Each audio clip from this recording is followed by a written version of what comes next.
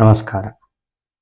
ಶ್ರುತಿಸ್ಮೃತಿ ಪುರಾಣಾನಾಂ ಆಲಯಂ ಕರುಣಾಲಯಂ ನಮಾಮಿ ಭಗವತ್ಪಾದ ಶಂಕರಂ ಲೋಕಶಂಕರಂ. ಎಲ್ಲ ವೀಕ್ಷಕರಿಗೆ ಫೆಬ್ರವರಿ ತಿಂಗಳಿನ ಮಾಸ ಭವಿಷ್ಯವನ್ನ ತಿಳಿಸ್ಕೊಡುವಂತಹ ಪ್ರಯತ್ನವನ್ನ ನಾವು ಮಾಡ್ತಾ ಇದ್ದೀವಿ. ಜನವರಿಯಲ್ಲಿ ನಮಗೆ ಸಂಕ್ರಾಂತಿಯಲ್ಲಿ ಪಂಚಗ್ರಹ ಕೂಟದಿಂದ ಏರ್ಪಾಟಾದಂತಹ 5 ಗ್ರಹಗಳ ಒಂದು ಸಂಯೋಗದಿಂದ ಸುಮಾರು ದಿವಸಗಳ ಕಾಲ ಅನೇಕ ಶುಭಾಶುಭ ಫಲಗಳನ್ನು ದ್ವಾದಶ ರಾಶಿಗಳ ಮೇಲೆ ಕೊಡ್ತಾ ಇತ್ತು. ಫೆಬ್ರವರಿ ತಿಂಗಳಿನಲ್ಲಿ ಯಾವ ರೀತಿಯಾಗಿರುವಂತಹ ಫಲಾಫಲಗಳನ್ನು ಗ್ರಹಗಳು ಕೊಡಬಹುದು ಅನ್ನುವಂತಹ ಒಂದು ಚಿಂತನೆಯನ್ನು ಮಾಡ್ತಾ ಫೆಬ್ರವರಿ ತಿಂಗಳಿನಲ್ಲಿ ತಿಂಗಳ 15 ದಿವಸದವರೆಗೆ ಮೊದಲು 15 ದಿವಸಗಳು ಮತ್ತೆ 15 ದಿವಸಗಳು ಒಂದು ರೀತಿ ಸ್ವಲ್ಪ ಎಲ್ಲ ರಾಶಿಯವರಿಗೂ ಸಣ್ಣ ಪುಟ್ಟ ವ್ಯತ್ಯಾಸಗಳು ಅಂತ ಕಾಣುತ್ತೆ. ಮೊದಲು 15 ದಿವಸ ಇರುವಂತಹ ರೀತಿಯಲ್ಲಿ ಮತ್ತು 15 ದಿವಸ ಇರುವಂಥದ್ದು ಸ್ವಲ್ಪ ವ್ಯತ್ಯಾಸಗಳನ್ನು ಉಂಟು ಮಾಡಬಹುದು ಅಂತ. ಇನ್ನು ಕುಂಭರಾಶಿಯವರಿಗೆ ನಾವು ಈ ತಿಂಗಳು ನೋಡೋದಾದ್ರೆ ಕುಂಭರಾಶಿಯವರಿಗೆ ಸ್ವಲ್ಪ ಒಳ್ಳೆ ಫಲಗಳು ಅಂತಾನೆ ಹೇಳ್ಬೋದು. ಯಾಕೆಂದ್ರೆ ಕುಂಭರಾಶಿಯವರಿಗೆ ಈ ವರ್ಷ ಸ್ವಲ್ಪ ಅಷ್ಟಾಗಿ ಚೆನ್ನಾಗಿಲ್ಲ, ಸ್ವಲ್ಪ ತೊಂದರೆಗಳಿದು ಅನ್ನೋ ಥರದ್ದು ಈ ವಾರ್ಷಿಕ ಫಲವಾಗಿದ್ರೂ ಕೂಡ ಈ ತಿಂಗಳು ಕುಂಭರಾಶಿಯವರಿಗೆ ಸ್ವಲ್ಪ ಒಳ್ಳೆ ಫಲಗಳು ಅನ್ನೋ ಥರದ್ದು ಪ್ರಾಪ್ತವಾಗುತ್ತೆ. ಒಳ್ಳೆ ಫಲಗಳು ಯಾವಾಗ ಪ್ರಾಪ್ತವಾಗುತ್ತೆ ಅಂದ್ರೆ ಹೊಸದಾಗಿರುವಂತಹ ಕೆಲಸವನ್ನ ಮಾಡ್ತಿದ್ರೆ ಮಾತ್ರ. ಸೊ ಚೆನ್ನಾಗಿ ಅರ್ಥ ಮಾಡ್ಕೋಬೇಕು.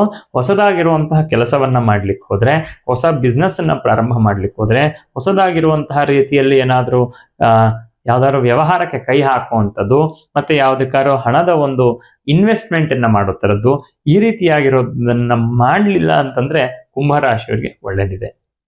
ಯಾಕೆ ಅಂತಂದ್ರೆ ಹೊಸದಾಗಿರುವಂತಹ ಕೆಲಸವನ್ನ ಮಾಡಲಿಕ್ಕೆ ಹೋಗಿ ಸ್ವಲ್ಪ ತೊಂದರೆಗೆ ಒಳಗಾಗುವಂತಹ, ಅಂದ್ರೆ ಬೇಡದೇ ಇರುವಂತಹ ಒಂದಷ್ಟು ಕಾಂಪ್ಲಿಕೇಶನ್ಗಳು ಉಂಟಾಗುವಂತಹ ಒಂದು ಸಾಧ್ಯತೆ ಕುಂಭರಾಶಿಯವರಿಗೆ ಕಾಣಸಿಗತ್ತೆ. ಕುಂಭರಾಶಿಯವರು ಈ ತಿಂಗಳು ಕುಟುಂಬಸ್ಥರೊಂದಿಗೆ ಸಣ್ಣ ಪುಟ್ಟ ಬೇಡದೇ ಇರುವಂತಹ ಮಾತುಗಳು, ಬೇಡದೇ ಇರುವಂತಹ ರೀತಿ ಒಂದು ವರ್ತನೆಯಿಂದ ಸಿಟ್ಟು ಮಾಡಿಕೊಂಡು ಸ್ವಲ್ಪ ಏನೇನೋ ಮಾತಾಡಿ ತನ್ಮೂಲಕ ಅವರಿಗೆ ಒಂದಷ್ಟು ಕುಟುಂಬದಲ್ಲಿ ವೈಮನಸ್ಯಗಳು ಬರುವಂತಹ ಸಾಧ್ಯತೆ ಇದೆ.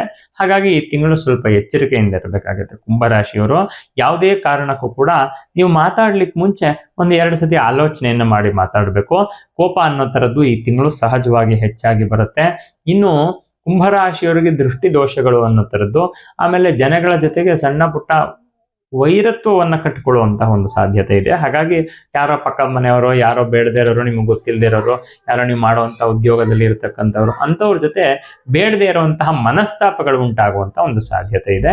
ಅದಕ್ಕೆ ಹೊರತಾಗಿ ನೀವು ಮಾಡುವಂತಹ ಕೆಲಸದಲ್ಲಿ ಸ್ಥಿರತೆ, ಮಾಡ್ತಿರುವಂತಹ ಒಂದು ಉದ್ಯೋಗ ಮತ್ತೆ ವ್ಯವಹಾರದಲ್ಲೆಲ್ಲ ಒಂದು ರೀತಿಯಾಗಿರುವಂಥ ಸ್ಥಿರವಾಗಿರುವಂಥ ಒಂದು ವಾತಾವರಣ ಇರುತ್ತೆ.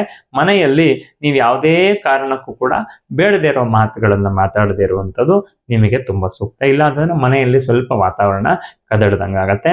ರಾತ್ರಿ ನಿದ್ರೆಯಲ್ಲಿ ಸ್ವಲ್ಪ ತೊಂದರೆ ಬರೋ ಥರದ್ದು, ಕಾಲು ಎಳೆಯೋ ಥರದ್ದು, ಕೈಕಾಲು ಎಳೆಯೋ ಥರದ್ದು ಸಾಧ್ಯತೆ ಕುಂಭರಾಶಿಯವರಿಗೆ ಕಾಣಸಿಗತ್ತೆ. ಇನ್ನು ಕುಂಭರಾಶಿಯವರು ಈ ತಿಂಗಳು ಏನ್ ಮಾಡಿದ್ರೆ ಒಳ್ಳೆ ರೀತಿಯಾಗಿರುವಂತಹ ಫಲಗಳು ಪ್ರಾಪ್ತವಾಗತ್ತೆ, ನಿದ್ರೆಯಲ್ಲಿ ಸ್ವಲ್ಪ ಸಮಸ್ಯೆ ಬರೋ ಥರದ್ದು, ಕಾಲು ಎಳೆಯೋದಕ್ಕೆ ಇತ್ಯಾದಿ ಅಂತ ಹೇಳಿದ್ರೆ ಅವರು ವಿಶೇಷವಾಗಿ ಒಂದು ನಿಂಬೆ ಹಣ್ಣಿನ ದೃಷ್ಟಿಯನ್ನ ಪ್ರತಿ ಮಂಗಳವಾರದಂದು ತೆಗೆಸ್ಕೋಬೇಕಾಗತ್ತೆ.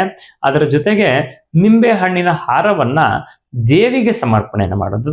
ವಿಶೇಷವಾಗಿ ಶಕ್ತಿ ದೇವತೆ ಆಗಿರುವಂತಹ ಯಾವ್ದಾದ್ರು ಗ್ರಾಮ ದೇವತೆ ಆಗಿರ್ಬೋದು ಅಥವಾ ಹೆಣ್ಣು ದೇವರುಗಳು ಎಲ್ಲೆಲ್ಲಿದೆಯೋ ಅಲ್ಲಿ ಅದು ವಿಶೇಷವಾಗಿ ಖಡ್ಗವನ್ನ ಹಿಡಿದು ಸ್ವಲ್ಪ ಉಗ್ರ ಸ್ವರೂಪದಲ್ಲಿ ಇರುವಂತಹ ದೇವತೆಗಳಾಯ್ತು ಅಂತಂದ್ರೆ ತುಂಬಾ ವಿಶೇಷ. ಅಲ್ಲಿ ನಿಂಬೆಯ ಹಣ್ಣಿನ ಹಾರವನ್ನ ದೇವಿಗೆ ಸಮರ್ಪಣೆ ಮಾಡಿ ಕೊಡೋದ್ರಿಂದ ಕುಂಭರಾಶಿಯವರಿಗೆ ಒಳ್ಳೆ ಫಲಗಳು ಅನ್ನೋದ್ರದ್ದು ಪ್ರಾಪ್ತವಾಗತ್ತೆ.